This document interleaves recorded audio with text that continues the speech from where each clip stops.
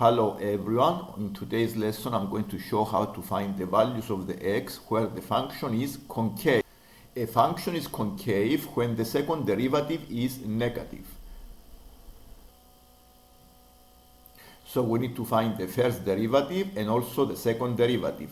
The first derivative of the function is 3x squared plus 4x minus 8, and the second derivative of the function is 6x plus 4. The second derivative is the change of the change. So the next step is to make the second derivative 0 and find the value of the x where the second derivative is 0. This is the value x equals negative 2 over 3. So testing the region where the second derivative is negative, we see that the second derivative is negative when the x takes values less than negative 2 over 3.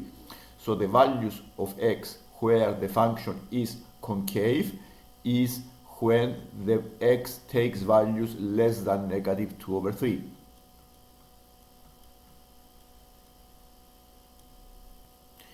The function is convex where the second derivative is positive. So the values of x where the function is convex, then is x greater than negative 2 over 3. You can see the signs on the table.